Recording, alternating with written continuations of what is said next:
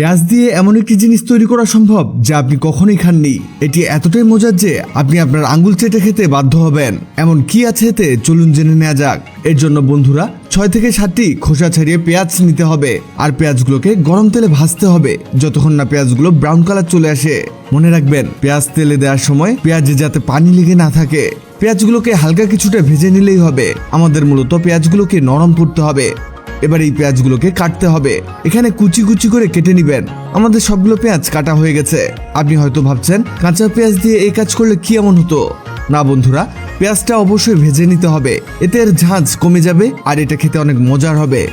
এবার এর মধ্যে 2 থেকে 3টি কাঁচামরিচ, সামান্য হলুদ গুঁড়ো, 1 চামচ ধনে গুঁড়ো, হালকা লবণ, 1 চামচ মরিচ গুঁড়ো, 1 টেবিল চামচ সুজি, 1 টেবিল চামচ বেসন, 2 চামচ ঘি, 1 চামচ মৌরি মশলা দিয়ে সবকিছুকে করতে হবে মিক্স।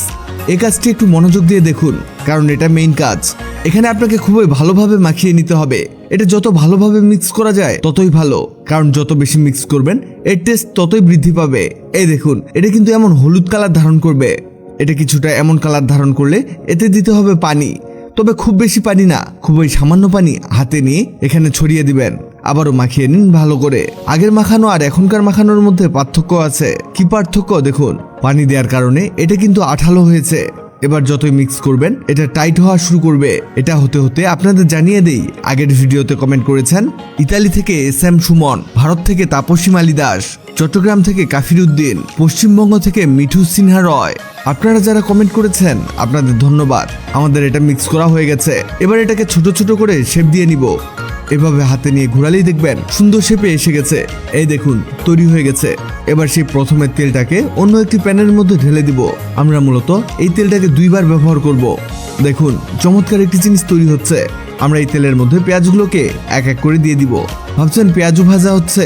না বন্ধুরা, এর চেয়েও মজার জিনিস তৈরি করা হচ্ছে। এখানে এগুলোকে এপাশ ওপাশ করে ভেজে নিতে হবে, আর এখানে চুলার হিট করে দিবেন মিডিয়াম টু লো। তা না হলে দেখবেন এগুলোর উপরেরটা পুড়ে গেছে আর ভিতরটা কাঁচাই আছে।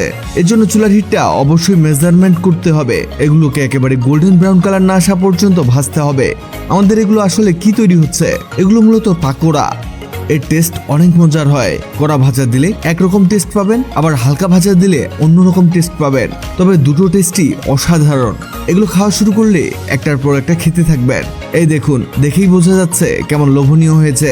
আপনি এটা নাস্তা হিসেবেও খেতে পারেন, আবার চাইলে ভাতের সাথেও খেতে পারেন। খুবই মজার এই রেসিপিটা। ভিডিওটি অনেকের উপকারে আসতে পারে, তাই ভিডিওটিকে শেয়ার করুন। আপনি পৃথিবীর কোন জায়গা থেকে ভিডিওটি দেখছেন কমেন্ট করুন, যাতে পরবর্তী ভিডিওতে আপনাকে ধন্যবাদ জানাতে পারি। ভিডিওটি ভালো লাগলে লাভ ইউ একদিন, খারাপ লাগলে হাহারি একদিন। এমন সব তথ্যবহুল ভিডিও পেতে আমাদের চ্যানেলটি সাবস্ক্রাইব করে রাখুন।